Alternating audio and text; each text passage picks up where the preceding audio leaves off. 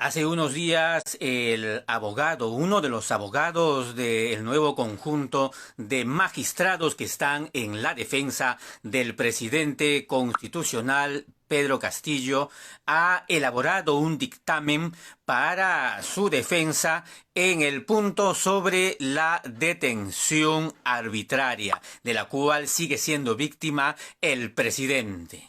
Leonardo Crociato es el nombre de este abogado, parte del equipo de Eugenio Raúl Zaffaroni. Los magistrados argentinos están dando la pauta y dando cátedra, verdadera cátedra, a los magistrados peruanos, incluyendo al juez César San Martín. Leonardo Crociato, que también tiene antecedentes muy interesantes de haber sido parte de organizaciones internacionales como las Cortes Interamericanas de los Derechos Humanos, al igual que Zaffaroni, Crociato señala aspectos que aquí los abogados peruanos, y menos pues la prensa basura, van a describir o explicar a la audiencia o al pueblo peruano. El doctor Leonardo ha señalado que el presidente Pedro Castillo está secuestrado, confirmando así la tesis de connotados abogados como el doctor Wilfredo Robles. Y la detención de Pedro Castillo, ilegal, que es violatoria de todos sus derechos, tanto políticos como derechos fundamentales en general, como lo tendría cualquier ciudadano, se ampara en el argumento básico real de que efectivamente Pedro Castillo no es la víctima perfecta, como es a todas luces lo que quieren señalar en los medios de comunicación, como Pedro Castillo es sospechoso de haber robado, de haber hecho tal o cual coima por acá y por allá. Entonces, por la sospecha, la víctima ya no es víctima y pasa a ser culpable de algo. Lo que pasa que en realidad ese algo nunca ha sido definido. La misma captura de Pedro Castillo por el supuesto del delito de rebelión tampoco ha sido bien fundamentada, no solamente por la atipicidad de lo que significa la flagrancia, que es una cantaleta que repiten todos los días los miembros de esa prensa mercenaria. No puede haber flagrancia fuera del lugar del supuesto delito. Pero regresando a la figura de la víctima perfecta, claro, la prensa quiere hacernos creer que como hay como 100 investigaciones o 200 investigaciones contra Pedro Castillo, entonces era necesario su detención. No se le puede llamar víctima porque más bien sería una especie de delincuente que todavía no ha sido procesado, pero que por la sospecha era necesario detenerlo.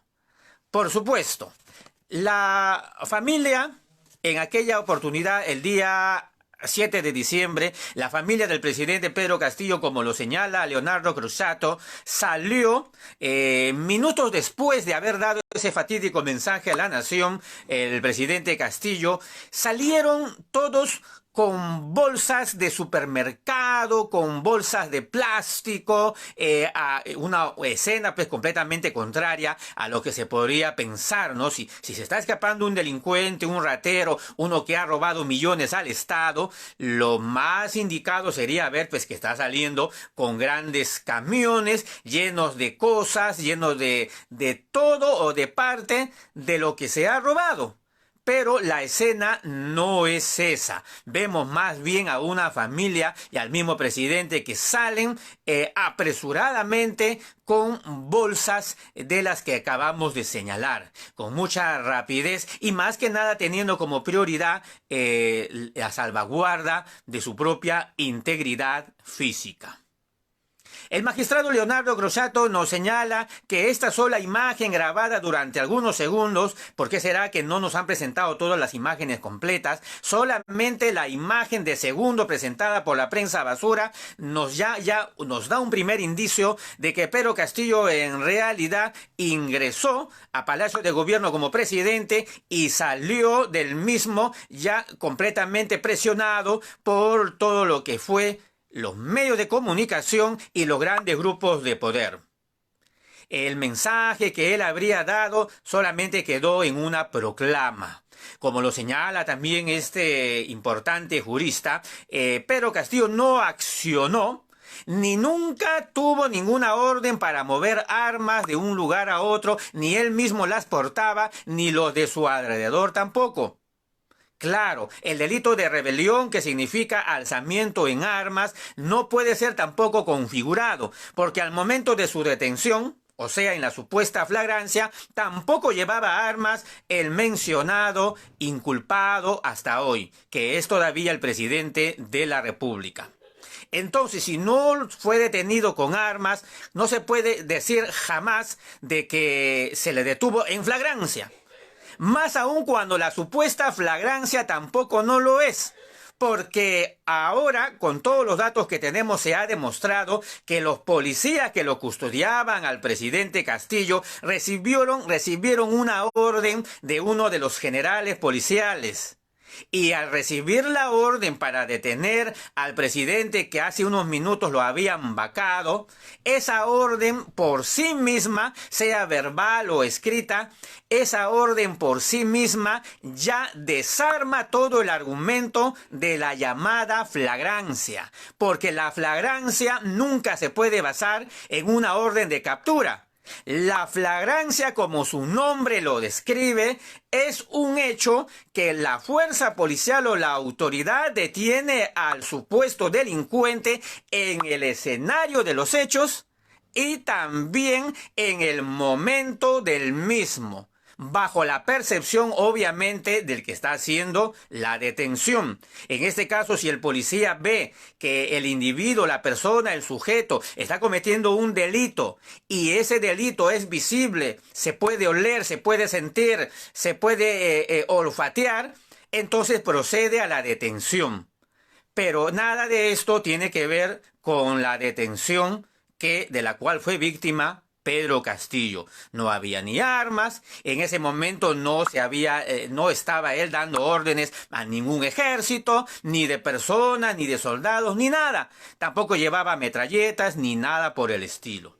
Más bien, a Pedro Castillo lo detuvieron con metralleta en mano. Los captores de la gente, los efectivos policiales, bajo las órdenes de este sujeto policial que cobró venganza contra el presidente Pedro Castillo, este sujeto que incluso aparece en las fotografías, que ahorita nos vamos a recordar su nombre, direccionó la captura o el secuestro del presidente apuntando con metralletas a la familia del mandatario.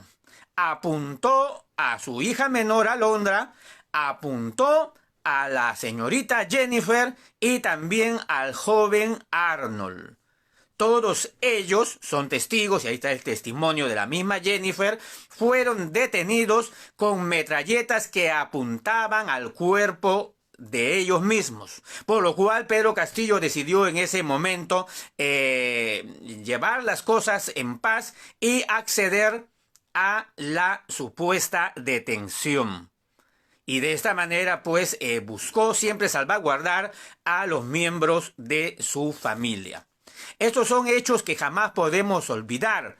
La detención de Pedro Castillo, el secuestro de Pedro Castillo, presidente todavía del Perú, se llevó a cabo bajo una amenaza sobre la vida de sus menores hijos, sobre la vida del resto de sus familiares y coaccionado a ser vulnerado en su derecho de libertad bajo la premisa o la amenaza de que le iban a hacer algo a sus menores hijos y a su señora esposa. Todo esto tiene que verse realmente en un juzgado. Si realmente fuera imparcial en el Perú, se vería y se contemplaría todo lo que estamos señalando.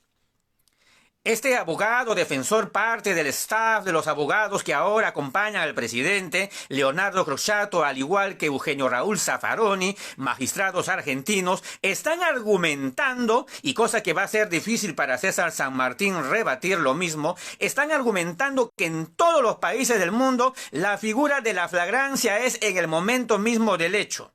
No pasado unas horas, no pasado 24 horas, no.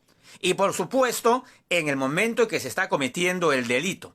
Si se le imputa el delito de rebelión, volvemos a repetir, ¿en qué momento de su detención se ve a Pedro Castillo rebelándose en armas? Porque tiene que ser con armas. Si no ha habido ninguna arma en la presencia, en el escenario de la flagrancia, entre comillas, es porque en realidad lo que hizo Pedro Castillo en ese mensaje no quedó más que en una proclama. Si quiere llamarlo usted una pataleta, una acción política, una acción populista, demagógica, ya como desee llamarlo usted. Pero el mensaje presidencial del 7 de diciembre, donde cerró el Congreso y donde llamó a la Asamblea Constituyente, no quedó más que en eso, en mensaje. En palabras, no había una resolución suprema que ordenara la conformación de la Asamblea Constituyente. No había tampoco otro documento que convocara a esa Asamblea Constituyente. No había ningún documento en el cual señalara la orden a los policías para que estos vayan, si simbólicamente o literalmente con un candado o con la fuerza, a cerrar el Parlamento. Nada de eso se dio y nada de eso existe. Entonces, para bien o para mal, no quedó más que en palabras, en un discurso, como es lo que ahora el presidente Castillo ya está señalando cada vez que tiene oportunidad de defenderse. Ahora, eso de detener y después investigar, como señala Leonardo Crociato, es algo que en ninguna parte del mundo se aprueba y en ninguna parte del mundo se da, porque es algo ilógico, porque eso va contra todo Estado de Derecho. Como dijimos en la última transmisión, efectivamente, Perú y un país más por ahí de Sudamérica son los únicos países en el mundo que tienen esta figura de la prisión preventiva. El resto de países del mundo no los tiene, por la sencilla razón de que atenta contra los derechos fundamentales. Y es que no puede ser lógico que primero te detienen y en el proceso y en el lapso de tiempo que estás detenido, ahí recién te proceden a investigar. Eso no va. Eso no se da en ningún país del mundo con un Estado de Derecho como debe de ser. Pero en el Perú parece que estamos en otro mundo, ¿no? Leonardo Crociato también señala en el documento el cual hemos difundido en las redes sociales, en los grupos WhatsApp, en el grupo WhatsApp Viviremos y Venceremos. Si usted todavía no es parte de este grupo WhatsApp, le invitaría a que envíe un mensaje al 945-167-249 para enviarle el documento del cual estoy hablando. 945-167-249. Vía WhatsApp, y perteneciendo usted a este grupo, le podría enviar esa documentación de la cual en estos momentos estoy hablando. Con la prisión preventiva, señala Leonardo Crociato, con la prisión preventiva tiene pues que preponderar obviamente el concepto de inocencia. Pero ¿cómo se puede hacer? Si desde el momento que te meten en prisión ya eres culpable implícitamente de algo. Te detienen, te meten preso, te dan 30 meses, 18 meses, porque el Estado te considera que eres culpable de algo.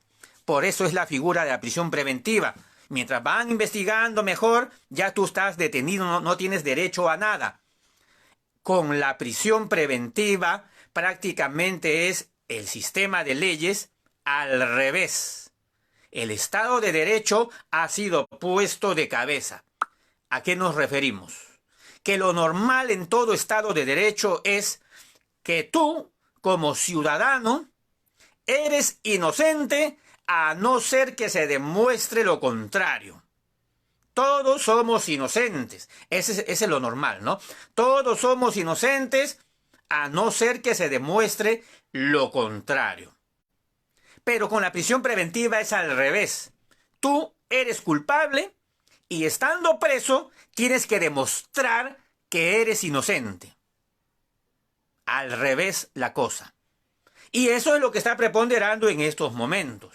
La prisión preventiva como dijimos, la crearon para imponernos una serie de leyes represivas que criminalizan la protesta, no de ahora, sino de la época de Alberto Fujimori, Alan García, segundo gobierno, Ollanta, Toledo, y con esas medidas represivas, pues refundir en la cárcel a todos los luchadores sociales. Por eso crearon la figura llamada prisión preventiva, que no es otra cosa que la misma aplicación del derecho penal del enemigo encubierta en este siglo XXI. Claro que viene desde el siglo XX, ¿no? Y el derecho penal del enemigo, como señala también este valiente jurista, este prolijo magistrado como es Leonardo Crociato, el derecho penal del enemigo no es algo, no es un documento, un libro, una doctrina que haya salido de las izquierdas. No, el derecho penal del enemigo más bien ha sido creado por ideólogos de las derechas y sus documentos, como mencionamos también, fundamentados por un tal Gunther Jacobs en los años 80, han querido ser aplicados en el viejo continente. El derecho penal del enemigo, como también hemos explicado, es muy sencillo. Se basa en este siguiente argumento. El Estado, el sistema, al descubrir que tú eres alguien que está contra ellos, que tú estás contra el sistema, contra sus leyes, te considera a ti como el enemigo. Y cuando esto sucede, entonces procede a despojarte de todos tus derechos. Y al proceder a despojarte de tus derechos, quedas indefenso y simplemente eres un ser natural y te quitan tu libertad. No existes, porque eres el enemigo, porque quieres destruirme, quieres destruir nuestro sistema, quieres destruir nuestro Estado, nuestra Constitución, nuestras leyes. Entonces te aplicamos derecho penal del enemigo, no vales nada y te metemos en la cárcel. Ese es el derecho penal del enemigo y se está aplicando aquí en el Perú. Según el magistrado Leonardo Crociato, los fiscales peruanos no tienen ni idea de cómo nace esto del derecho penal del enemigo. El mayor ejemplo de esta ignorancia de los fiscales peruanos es que cuando han detenido a los jóvenes en Ayacucho, los del Cusco que antes de ayer los han condenado a 9 meses de prisión preventiva, a los otros jóvenes apurimeños, etcétera, etcétera. Cuando han llevado adelante estas detenciones sobre estos jóvenes, sobre los universitarios sobre todo, de acá de Lima, ¿qué ha sucedido? A muchos de ellos se les ha encontrado libros de la izquierda, libros de las revoluciones, libros que hablan del comunismo, libros que hablan de revolucionarios del siglo XVIII, XIX y XX, y también libros que hablan del derecho penal del enemigo. Entonces es tal la ignorancia consciente o inconsciente de estos fiscales que por el solo hecho de poseer esos libros, ya eres sospechoso de ser terrorista. Y no solamente sospechoso, sino que ya estarías incurriendo en el delito de apología al terrorismo. Y eso que los libros de derecho penal del enemigo, como vuelvo a repetir, no son documentos que hayan salido ni de izquierdistas ni de senderistas, ni de nada de eso. Son documentos, son libros salidos de ideólogos más bien defensores del sistema y que ellos plantean el derecho penal del enemigo. Entonces, se les ha descubierto a los jóvenes que han estado en posesión de este material y ya proceden a justificar tu cárcel, tu prisión. Eso es lo que está pasando en el Perú y a eso se le llama dictadura, o ¿cómo se le puede llamar?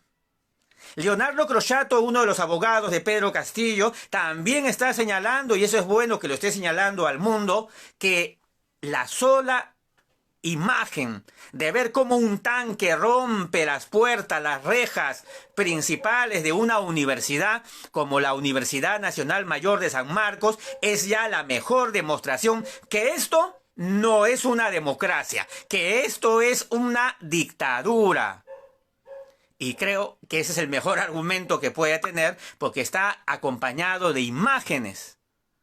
Y que lo que estamos viviendo en estos momentos en el Perú, siendo una dictadura, no solamente de un grupo de dos de poder, sino es prácticamente la imposición de los que siempre han gobernado nuestros países, porque Croxatto habla de todos los países de la región, habla de Colombia, de Ecuador, de Bolivia, de Chile.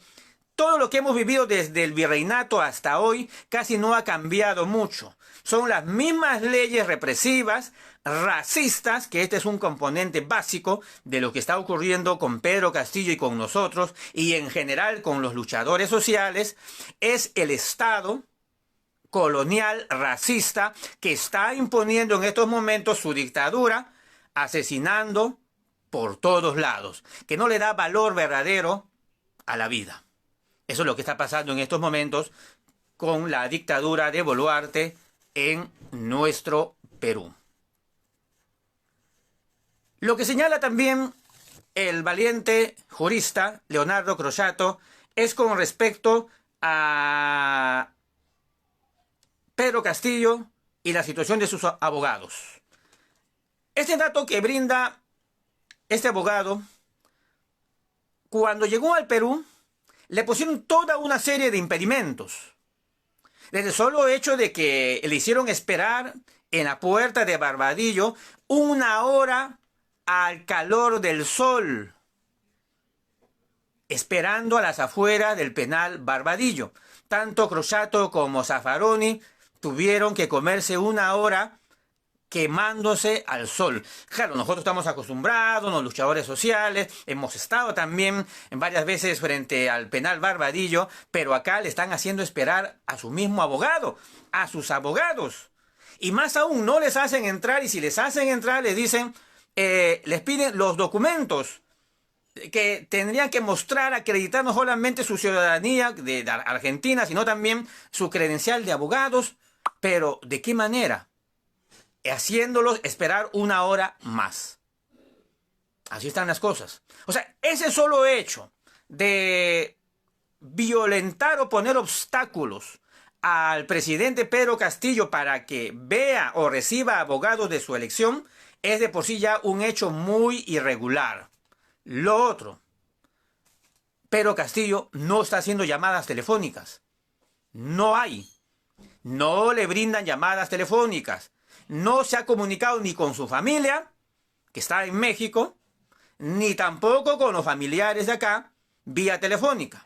Y es más, cuando han ido a visitarlo, los familiares ya de manera presencial, no le han permitido a los familiares en más de una oportunidad visitarlo a presidente Pedro Castillo.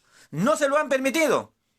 Eso es otro hecho también más que irregular. A cualquier preso del mundo, sea lo que sea, asesino, ladrón, violador, se le permite una llamada telefónica al día.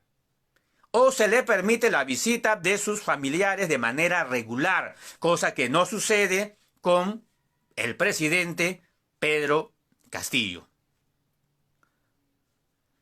La otra figura que señala Leonardo Croxatto, una figura legal que es impuesta en todo el continente. Se aplicó contra Evo Morales, se aplicó contra Dilma Rousseff, se aplicó con varios presidentes del mundo. ¿Cuál? La figura de la asociación criminal para delinquir. O lo que se le ha impuesto a Pedro Castillo, la organización criminal.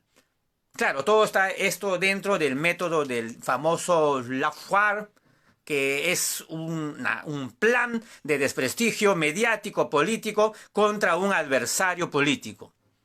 Bueno, a Pedro Castillo desde un principio, desde el primer día se le señaló que era la cabeza de una organización criminal.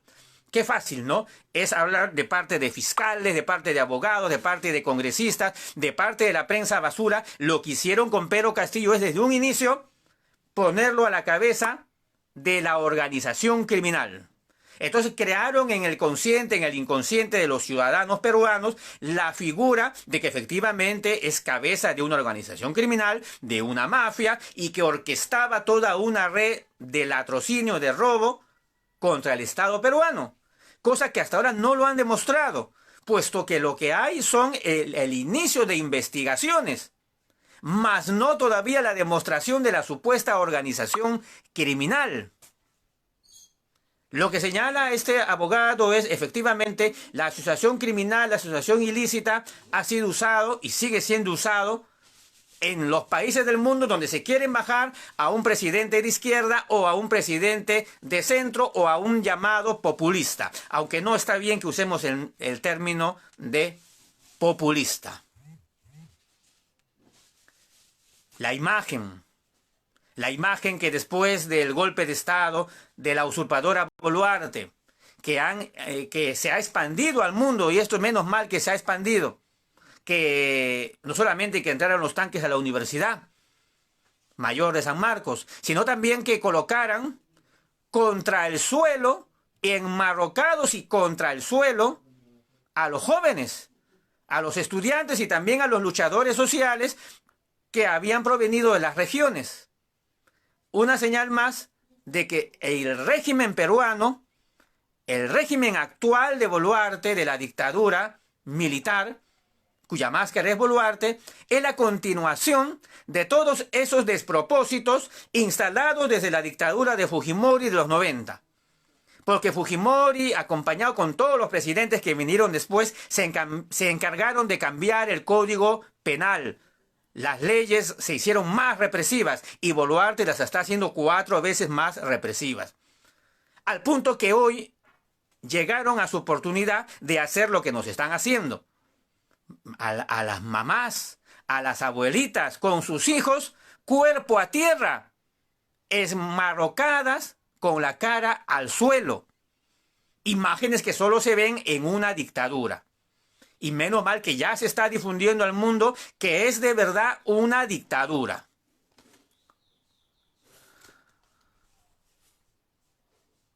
La descalificación a los abogados es otro punto que señala Leonardo Crociato. ¿Qué es lo que ha pasado desde el primer día con Wilfredo Robles? Claro, como no puedes destruir los argumentos de Wilfredo Robles, que es una persona, es un abogado bien preparado, lo que hizo la prensa basura, los congresistas y la fiscalía contra Wilfredo Robles es señalarlo desde el primer día de su defensa, que es un terruco, que es un terrorista, que ha estado preso por terrorismo y con lo cual lo han querido invalidar de la defensa del presidente Pedro Castillo. O sea, no puedes atacar al mensaje, no puedes rebatir el contenido de la defensa, entonces lo que haces es destruir al mensajero, destruir al abogado. Y eso es lo que han hecho y siguen haciendo. Claro, en el caso de los argentinos, ¿qué le podrán sacar? Ya le estarán escarbando seguramente algunas cosas. Pero ¿qué pueden hablar en contra de un ex juez de la Corte Interamericana de los Derechos Humanos, que ahora está en la defensa del presidente Pedro Castillo? ¿De qué lo pueden acusar los señores de la prensa basura a Raúl Eugenio Zaffaroni? ¿De qué podrían acusar o escarbar o mostrar sobre Leonardo Crociato? ¿Qué cosa podrían decir de ellos? ¿Que también son terrucos, pero son terrucos de Argentina? Lo máximo que les están diciendo es que son caviares, ¿no? Con eso ya lo quieren desmantelar en la imagen jurídica que ellos tienen y poseen de alto prestigio académico y experimentados en el campo profesional de la abogacía, el derecho y las ciencias políticas y de la larga experiencia que tienen en el marco jurídico internacional.